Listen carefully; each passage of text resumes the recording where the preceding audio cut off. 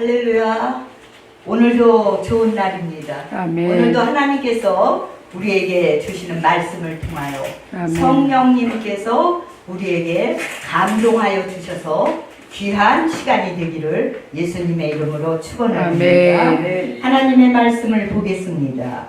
오늘 은혜 받으실 하나님의 말씀은 신약성경 계시록 2장 1절에서 7절 말씀이 되겠습니다. 제가 받들어 읽겠습니다. 에베소 교회의 사자에게 편지하라.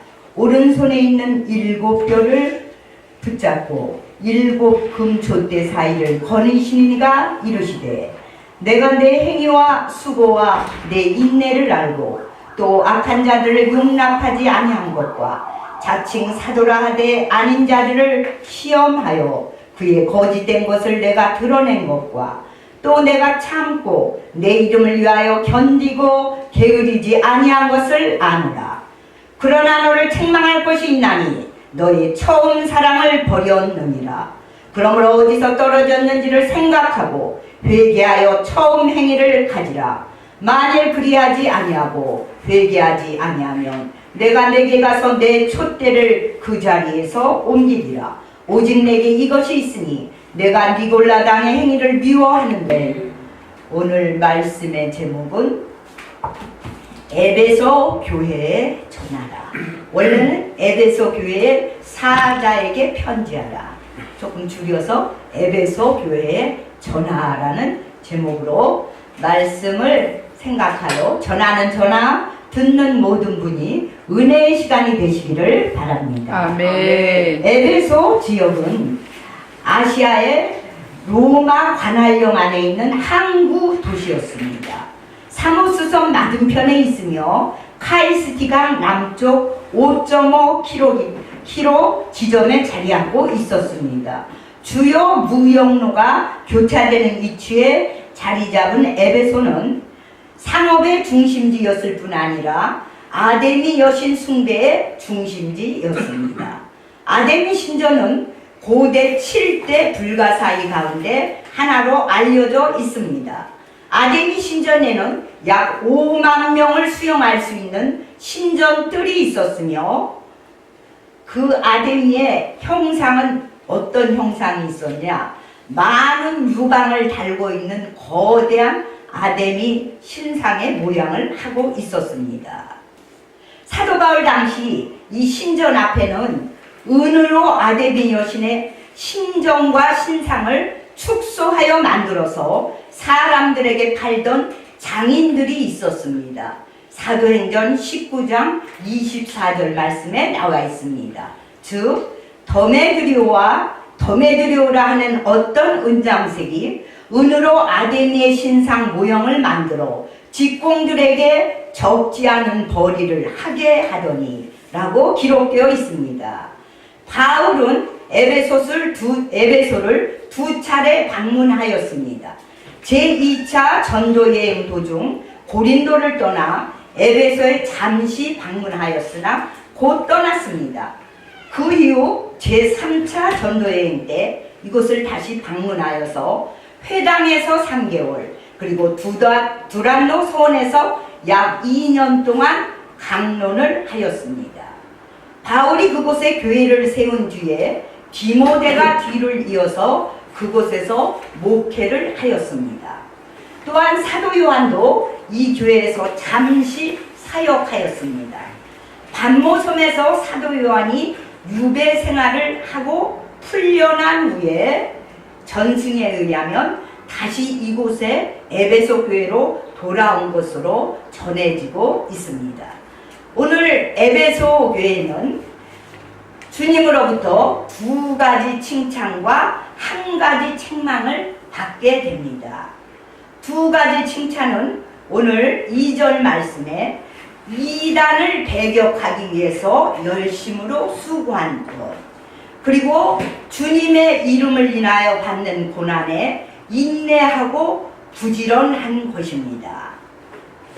오늘 2절과 3절을 한번 다시 읽어볼까요? 본문 내가 내 행위와 수고와 내 인내를 알고 또 악한 자들을 용납하지 아니한 것과 자충 사도라 하되 아닌 자들을 시험하여 그의 거짓 잔대를 내가 드러낸 것과 또 내가 참고 내 이름을 위하여 견디고 게으르지 아니한 것을 아노라 하고 예수님께서 주님 앞에 칭찬을 받습니다. 이단을 배격하기 위해서 열심으로 수고한 것을 칭찬하였고 주님의 이름을 인하여서 받는 고난에 인내하고 부지런한 것이 이렇게 칭찬을 받았습니다. 한 가지 책망은 무엇입니까? 이것이 바로 오늘 중요한 것이죠. 첫사랑을 잃은 것입니다. 첫사랑을 잃었습니다. 그것이 오늘 주님으로부터 이 에베소 교회에 하신 경고의 메시지며 중요한 메시지라고 할 수가 있습니다. 그러나 너를 책망할 것이 있나니 너의 처음 사랑을 버렸느니라. 그러므로 어디서 떨어졌는지를 생각하고 회개하여 처음 행위를 가지라. 만일 그리하지 아니하고 회개하지 아니하면 내가 내게 가서 내 촛대를 그 자리에서 옮기리라고 말씀합니다. 첫사랑을 회복하라는 말씀입니다. 이 에베소 지역뿐만이 아니라 이 소아시아 지역에 7교회가 나오는데 오늘 첫 번째 교회로 이 에베소 교회에 대해서 지금 집중적으로 생각을 해보고 있습니다. 물론 다른 6교회 지역도 대체로 비슷하기는 했습니다만은 특히 에베소라는 이 도시는 이교 문화의 중심지로서 이로 헤아릴 수 없는 많은 우상 숭배가 횡행하고 있었습니다. 우리가 사도행전을 보면 그리고 에베소서를 보면 사도 바울이 그 선교를 하면서 뭡니까? 이 아데미 신상에 대해서 그러면서 그 에베소 사람들에게 또 이렇게 말하죠. 에베소 사람들아 당신들은 종교성이 많도다. 종교성이 많다는 것은 아데미 신상을 숭배하지만 그걸 비난하지 않고 좋게 얘기하면서 그들에게 전도를 했던 것을 우리가 기억합니다. 얼마나 이 에베소에는 아주 아데미 신상이 그렇게 유명하게 그 우상 숭배가 아주 횡행했던 것을 알 수가 있습니다.